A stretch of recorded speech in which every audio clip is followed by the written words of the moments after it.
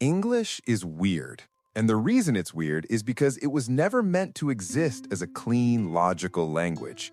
English didn't grow naturally like French or Spanish or Italian. It was built, piece by piece, stolen, stitched, borrowed, invaded, and reanimated.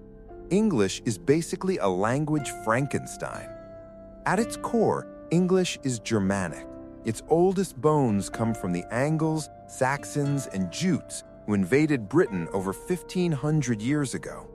That's where the most human words come from. The words you use when you're tired, scared, hungry, or in love. Mother, father, blood, bone, food, water, sleep, fight, die. These words are short, sharp, and emotional because they were spoken by people just trying to survive. You don't philosophize when you're cold. You say fire. You don't theorize when you're hungry. You say eat. That raw, blunt, emotional core is the original body of English.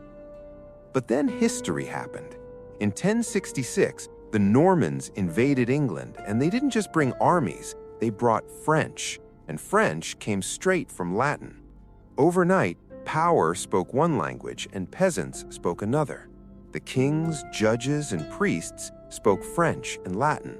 The farmers and workers spoke Old English. And instead of choosing one language and killing the other, English did something insane. It kept both. That's why English has two words for almost everything. You eat, but nobles consume. You help, but officials assist. You start, but institutions commence.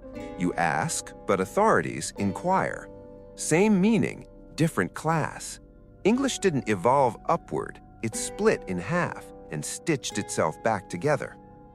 Then came the church, universities, medicine, and law, and they all spoke Latin. Latin became the language of intelligence, education, and legitimacy. If something sounded Latin, it sounded important. If it didn't, it sounded primitive. So English borrowed again, and again, and again. Science added Greek and Latin. Law locked itself in Latin phrases. Medicine named body parts in words no normal human would ever say in daily life. Heart became cardiac.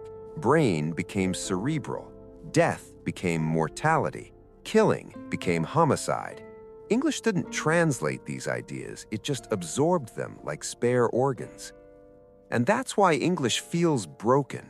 Its spelling makes no sense because words come from different centuries and different languages smashed together. Its grammar contradicts itself because its rules were written by people trying to force logic onto chaos. Its vocabulary is massive because it never throws anything away.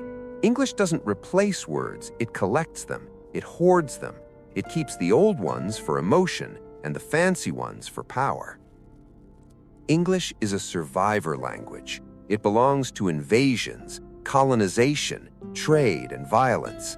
Every time English met another culture, it didn't fight fair. It stole what it liked and moved on. That's why English feels flexible, expressive, and messy. You can sound poetic, brutal, scientific, romantic, or cold just by choosing different words for the same idea. You can punch someone verbally with Germanic words or bury them politely with Latin ones.